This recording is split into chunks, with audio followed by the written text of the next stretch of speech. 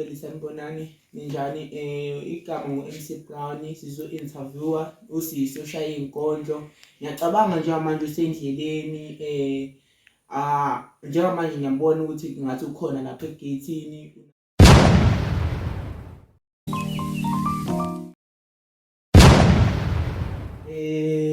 Sawubona unjani?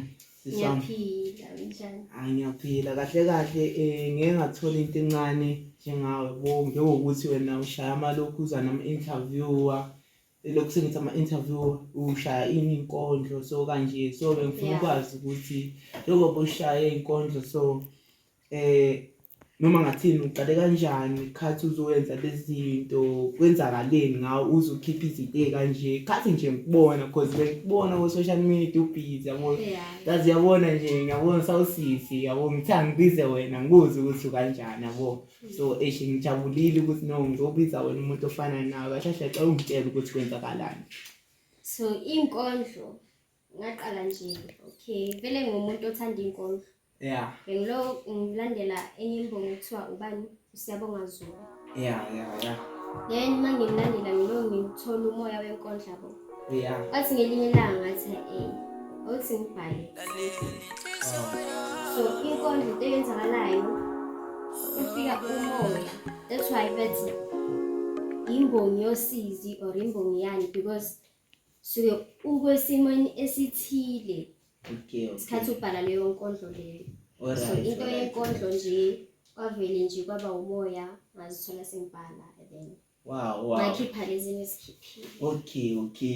Ngathi nje kahle uBianca siswami kahle uBianca vele igama lakho vele noma because mina ngikwazi ngoBianca noma khona elinye igama nje mhlawumbe ufuna ukubazisa emakhaya ukuthi no igama lakhe linye waziwa ngubani yabo. Okay. Ubani because ku TikTok angazi uBianca ngena ku TikTok mhlawumbe mabekulandela mhlawumbe bekufuna utholakala kuphi kuma social media mhlawumbe content yakho uyenza kuphi kahle yabo. Okay, ngikhona ku TikTok na ku Instagram. Yeah. So then ku TikTok ngolihle_langa16.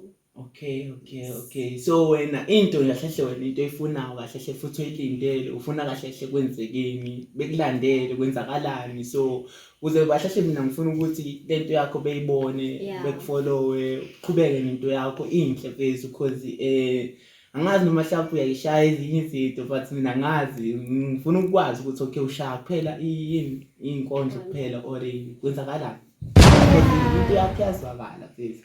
Ngasho ukuthi ngenza inkondlo kuphela ngoba phela ukujive lama trend amancane eTikTok.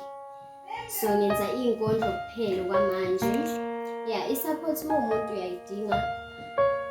Isifiso sami ukuthi abantu bengisupport ngikhule yabo. Okay. So ukuthi njengoba kanjena vele into vele ifunayo ukuthi ushaye inkondlo noma yini kahle wena into ofisa ukuyona njengoba vele bese utshela nje ababukeli bezwe emakhaya ngifuna nje ukuthi lento leni ihleleke kahle. Okay, so kahle mina ngifuna ukuba i-ophthalmologist udokotela wamehlo ngoba nginenkinga yamehlo. Ngathanda ukuthi abantu abanenkinga yamehlo ngikwazi ukubasiza nami wangisiza udokotela lo engaya kuye uye wangqoqozela ngithande lento yamehlo. Ngicela ukwazi bazisa ukuthi ubani kuphi nakuphi ukuze mhlawumbe lento lena uma bekulandela bekufollowe bafethu unifollowe nangu mfowethu ku Instagram nakuphi pheze ubuchaza phela ukuthi mhlawumbe ukuze bezokufollowa kwande yonke into yakho yabo. So ku Insta ngusibonga konke, ku TikTok ngolihle_langa16. Yeah, uFacebook anginawo. Okay, babukele emakhaya siyabonga kakhulu ngolihle kakhulu mina ngicabanga ukuthi sengiqedile bekufuna nje ukwazi lo. Ngiyabonga kakhulu ukuthi uSihle ungibizile la ngathola.